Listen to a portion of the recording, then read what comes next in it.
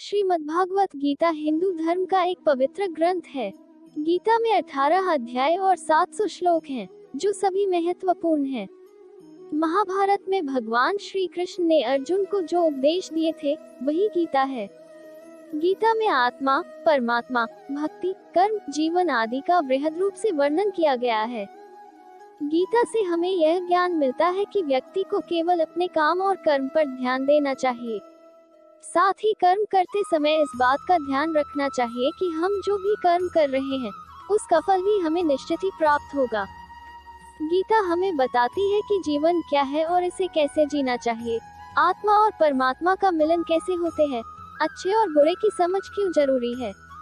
इन सभी गूढ़ सवालों से जवाब हमें गीता से प्राप्त होते हैं। लेकिन सवाल यह है कि गीता का पुनर्तः ज्ञान कैसे प्राप्त किया जा सकता है और इसके लिए इसे कितनी बार पढ़ना चाहिए। गीता या फिर किसी भी पाठ से ज्ञान को प्राप्त करने के 4 स्तर होते हैं। 1. श्रवण या पठन ज्ञान। 2. मनन ज्ञान। 3. निधिध्यासन ज्ञान। 4. अनुभव ज्ञान। इन चारों स्तर से गुजरने के बाद ही किसी भी ज्ञान की पूर्णता होती है और इससे समुचित लाभ होता है। इसका अर्थ यह है कि आप पहले पढ़ते या सुनते हैं, इसके बाद पढ़े सुने ज्ञान के बारे में चिंतन व मनन करते हैं। यदि वह आपको ठीक और उपयोगी लगती है, तब उसका अभ्यास कर उसे अपने जीवन में उतारते हैं और आखिर में उस ज्ञान का प्रतिफल आपको मिलता है। किसी भी ज्ञान को आप पढ़कर या सुनकर छोड़ देंगे, उसे अपनाएंगे नहीं तो उसका फल कैसे मिलेगा। यही बात गीता पर भी लागू होती है।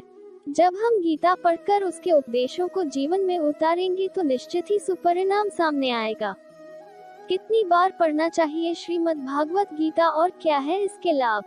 जब हम पहली बार गीता पढ़ते हैं तो इसे हम एक अंधे व्यक्ति के रूप में पढ़ते हैं, यानी हमें केवल इतना ही समझ पाते हैं कि कौन किसके पिता, कौन किसकी बहन और कौन किसका भाई है। पहली बार गीता पढ़ने पर इससे ज्यादा कुछ समझ में नहीं आता। जब हम दूसरी बार गीता पढ़ते हैं तो मन में कुछ सवाल जागृत होंगे कि ऐसा क्यों किया गया या वैसा क्यों हुआ। जब हम तीसरी बार गीता पढ़ेंगे तो इसके अर्थ को समझने लगेंगे। हालांकि हर व्यक्ति को इसका अर्थ अपने तरीके से ही समझ आएगा। जब चौथी बार हम गीता पढ़ेंगे तो हर एक पात्र से जुड़ी भावनाओं को समझ पाएंगे, जैसे अर्जुन के मन में या दुर्योधन के मन में क्या चल रहा है। पांचवी बार गीता को पढ़ने से पूरा कुरुक्षेत्र हमारे मन में खड़ा हो जाता है और हमारे मन में अलग अलग कल्पनाएं होती हैं। छठवीं बार गीता पढ़ने से हम भगवान को अपने सामने अनुभव करने लगते हैं और हमें ऐसा लगता है कि भगवान हमारे सामने ये सब बता रहे हैं। आठवीं बार गीता को पढ़ते से हमें यह परिणत एहसास हो जाता है कि कृष्ण कहीं बाहर नहीं बल्कि हमारे भीतर ही हैं और हम उनके भीतर। श्रीमद्भगवत गीता पाठ के नियम। भगवत गीता पढ़ने के लिए सुबह का समय सबसे उत्तम माना जाता है, क्योंकि इस समय मन, मस्तिष्क और वातावरण में शांति व सकारात्मकता होती है। गीता का पाठ हमेशा स्नान के बाद और शांत चित्त मन से ही करना चाहिए। पाठ करते समय बीच बीच में इधर उधर की बातें नहीं करनी चाहिए और न ही किसी कार्य के लिए बार बार उठना चाहिए। साफ सफाई वाले स्थान और जमीन पर आसन बिछाकर ही गीता का पाठ करना चाहिए। गीता के प्रत्येक अध्याय को शुरू करने से पहले और बाद भगवान श्री कृष्ण और गीता के चरण कमलों को स्पर्श करना चाहिए।